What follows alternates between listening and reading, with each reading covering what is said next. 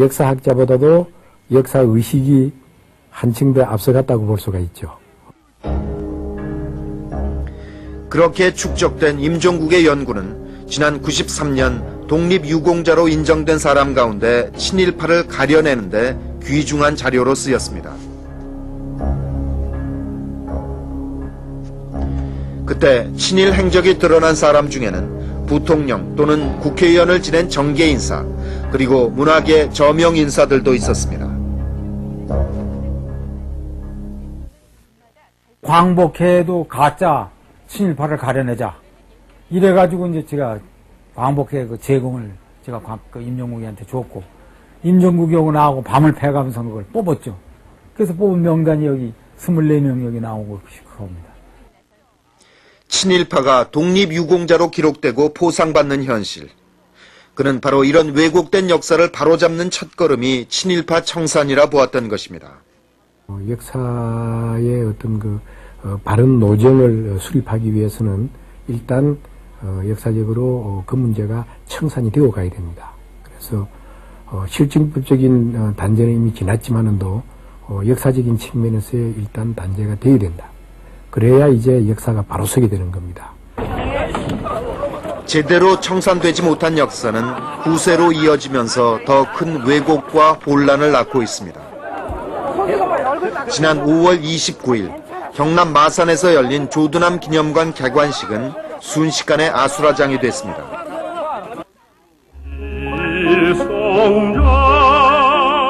가곡 선구자의 작곡가 조두남의 친일 의혹이 불거져 나오면서 몇몇 시민단체가 진상규명을 요구하고 나선 것입니다.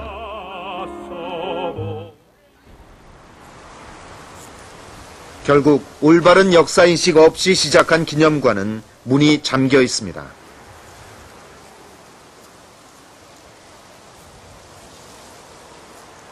그 이전엔 누가 나에게 돌을 던질 것인가 뭐 이런 이제 식의 변명이었는데 최근에 들어와서는 오히려 자기를 기념하라고 이렇게 하는 분위기거든요. 이거는 근본적으로 한국 사회가 가지고 있던 최소한의 그나마 가지고 있던 어떤 도덕적인 가치 또는 사회적인 기준 이 자체를 근본적으로 부정하는 그런 기류가 아닌가 그런 생각을 합니다.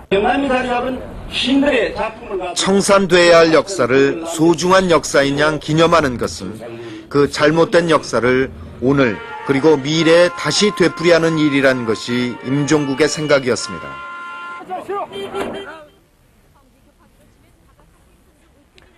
친일 문제를 그냥 덮고 가자는 세력과 잘못은 반성해야 한다는 세력, 그리고 현실적인 이익을 지키려는 쪽과 역사의 근본을 세우려는 쪽, 이 둘 사이의 갈등을 임종국은 선택의 문제라 여기지 않았습니다. 역사 앞에 그것은 너무나 명료하고도 절실한 문제였습니다. 임종국은 역사를 살아있는 생명체로 보았습니다. 병든 곳을 잘라내거나 치유하지 않고서는 앞으로 더 나아갈 수도 또 계속 성장할 수도 없다고 보았다는 것입니다.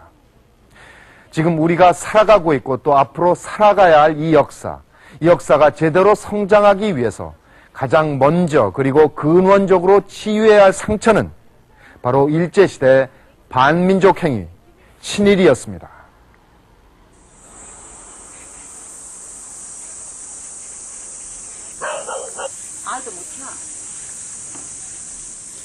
(1980년대) 초반 임종국은 친일 연구에 보다 집중하기 위해서 천안의 한 산속으로 들어갑니다.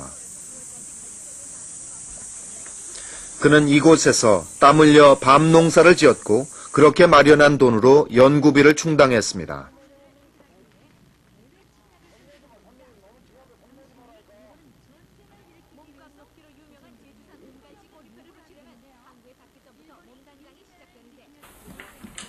친일 연구는 돈도 따르지 않고 명예도 돌아오지 않는 일이었습니다. 그의 생활은 정말로 가난했습니다.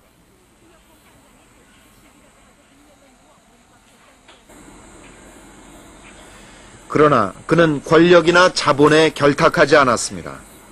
서울의 한 대학에서 강사 자리를 준다 해도 시간을 빼앗길까 거절했고 붓끝이 흐려질까 사양했습니다.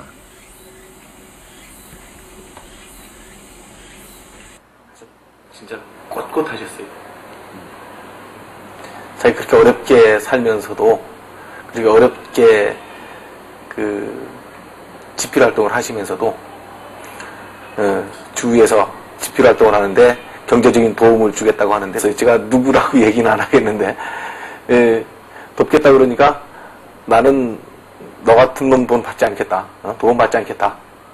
그러면서 꿋꿋하게 물리치시고, 그리고 자기 집필 후에 자기 지조를 지키기 위해서 이렇게 돌아가시는 날까지 힘들게 사시는 걸 보면서, 야, 진짜 참 저렇게 산다기 쉽지 않은데, 그런 생각을 여러 번 했었습니다.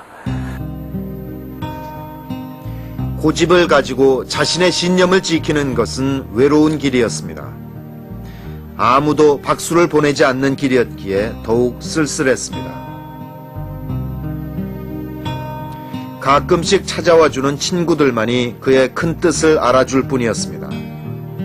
오무라 마소 교수는 그의 학자됨 뿐만 아니라 인간됨에 더욱 큰 매력을 느끼곤 했습니다.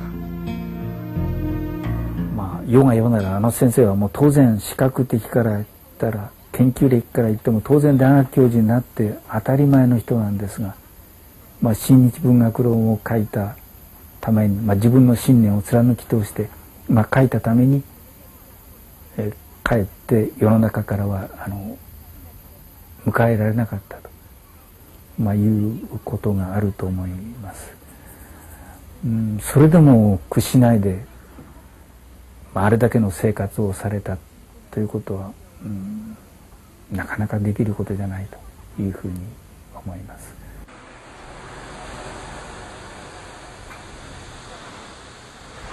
그러던 몇 년 후 그는 요산제를 내려와 천안으로 거처를 옮겨야 했습니다.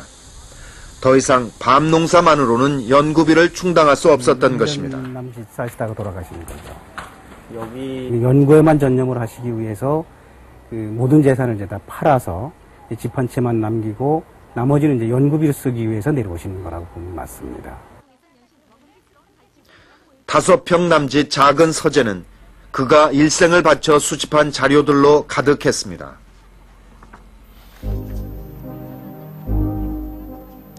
이 방 안에서 그는 필생의 작업을 마무리할 거대한 계획을 세우고 있었습니다. 모두 10권 규모의 친일파 총사 작업, 사상 침략, 정치 침략, 문화 침략 등 모두 10개의 세부 사항으로 나누어서 지금까지 그가 해온 연구를 총정리하겠다는 것이었습니다.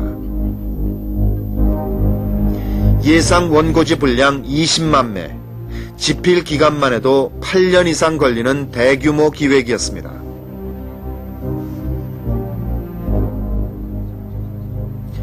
자료 준비를 모두 마치고 막 집필에 들어가려는데 그에게 안타까운 고비가 찾아듭니다.